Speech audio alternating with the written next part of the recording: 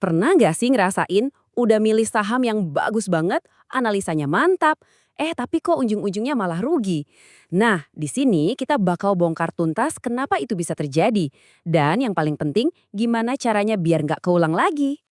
Langsung aja ke intinya ya. Kalimat ini mungkin kedengerannya lebay, tapi ini beneran, ini kenyataan pahit di pasar. Ini bukan cuma slogan, anggap aja ini peringatan dini yang bisa nyelamatin portofolio Anda. Ini dia, pertanyaan yang kayaknya menghantui kita semua kan? Udah riset capek-capek, udah yakin sama pilihannya, tapi kok hasilnya minus terus? Jawabannya tuh seringkali lebih simpel dan lebih mengejutkan dari yang kita kira. Oke, mari kita mulai dengan mendiagnosis masalahnya dulu.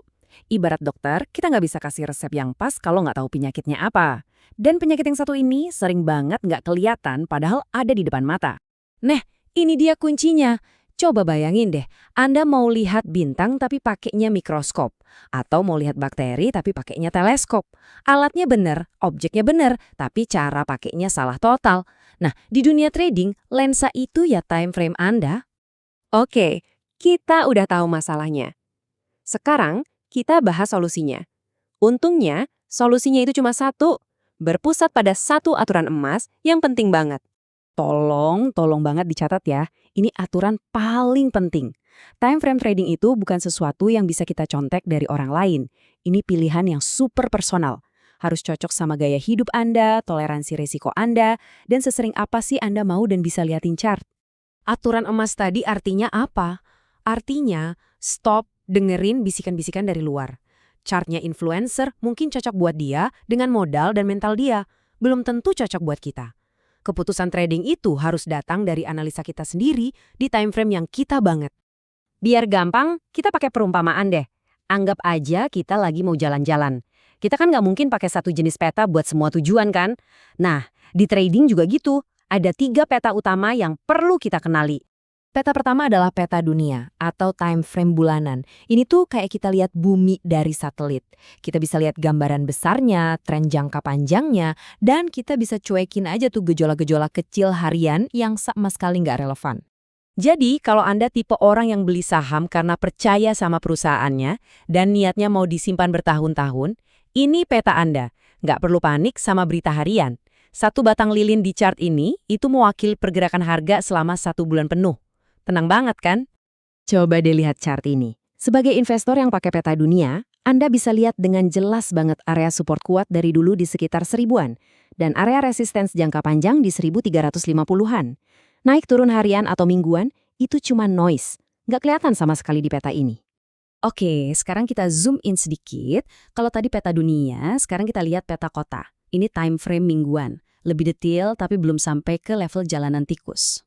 Nah, ini nih yang biasanya paling populer dan paling pas buat kebanyakan orang. Kita nggak perlu melototin pasar tiap detik, tapi kita tetap bisa nangkep pergerakan harga yang lumayan dalam beberapa minggu atau bulan. Ini tuh jembatan antara sabarnya seorang investor sama ngebutnya seorang trader aktif. Nah, lihat kan bedanya? Di peta kota ini, detailnya jadi lebih kelihatan.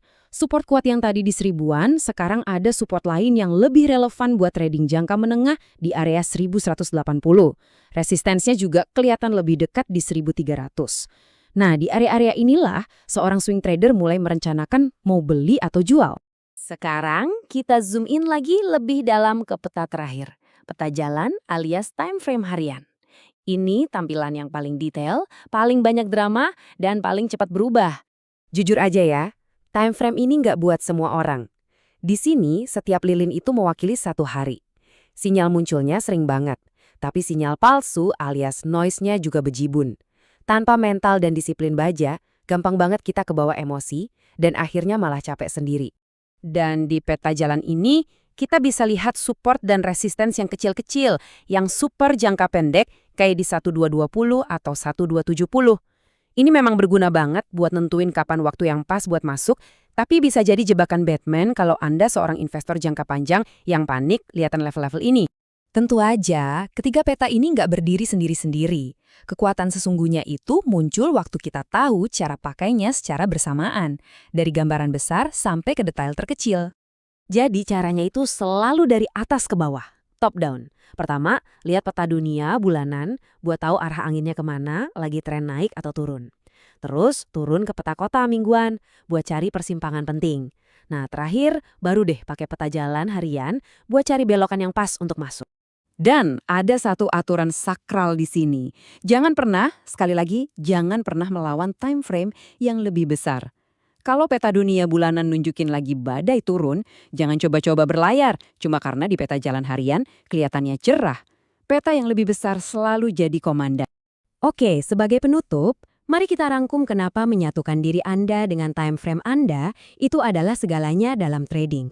Tabel ini nunjukin dengan jelas banget apa yang terjadi kalau kita salah kamar. Investor yang ngintip chart harian pasti bakal jantungan terus. Sebaliknya, trader harian yang ngarep sahamnya bakal naik ribuan persen kayak investasi jangka panjang, ya akhirnya malah meluk kerugian. Setiap profil punya arena permainannya sendiri. Dan hasil akhirnya udah bisa ditebak. Kita bakal terus-terusan beli jual nggak jelas, didorong sama rasa takut ketinggalan alias FOMO, dan ujung-ujungnya mental kita yang abis. Ingat, pasar itu besok masih ada. Tapi energi mental kita itu terbatas. Saya mau tutup pembahasan kita dengan kutipan yang menurut saya ngena banget. Masalahnya itu bukan di pasar, bukan di chart. Masalahnya seringkali ada di ekspektasi kita yang nggak pas sama realita dan time frame yang kita pilih. Jadi, kenali diri Anda, pilih peta Anda, dan mulailah perjalanan trading Anda dengan lebih percaya diri.